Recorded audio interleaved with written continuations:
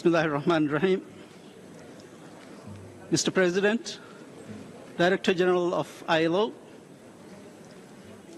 Excellencies, esteemed delegates, ladies and gentlemen, Assalamu alaikum and a very good morning to you all. It's an honor to address you today on behalf of the government of Maldives. I commend the Director General for his insightful report, Jobs, Rights and Growth, reinforcing the connection, which presents a timely and compelling reflection on the challenges and opportunities we face in our collective pursuit of social justice and decent work for all. The Maldives government remains firmly committed to protecting workers' rights, promoting social justice, and fostering an inclusive and sustainable labour market.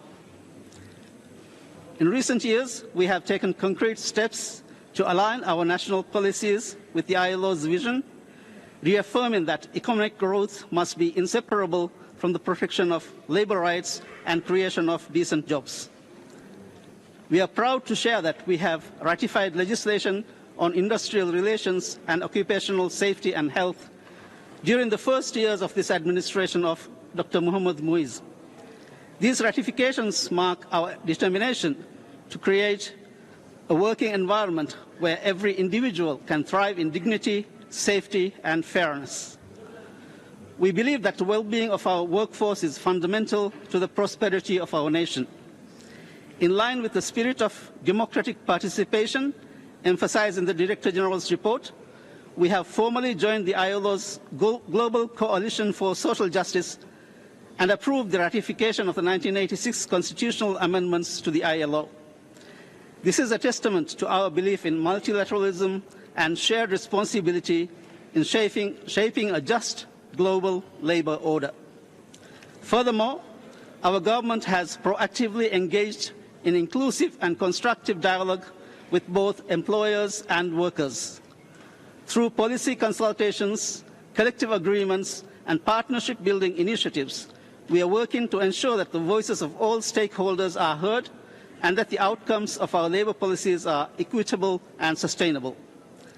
A critical step in our reform efforts have been the implementation of agreements for individuals receiving state-sponsored scholarships and financial assistance for technical and vocational training. These agreements ensure a commitment to serve the nation, strengthening institutional capacity while securing a sustainable return on investment. It is a model that supports both our immediate development needs and our long-term vision for decent work. We are aware, as the Director General rightly highlights, that the weakening link between growth and rights erodes trust and destabilizes societies. In the Maldives, we are committed to reversing that trend by investing in people, in institutions, and in the social contract that binds us together. I take this moment to extend our deepest gratitude to the ILO for its steadfast leadership in promoting social justice and decent work across the globe. I also thank our partners and stakeholders, local and international, for their continued collaboration and commitment to shared goals. Together, we strive for a future where every worker is valued, respected and empowered to live a life of dignity and purpose.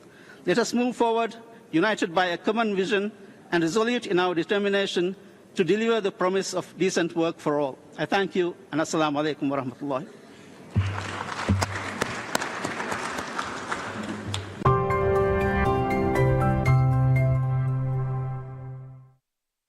Mm-hmm.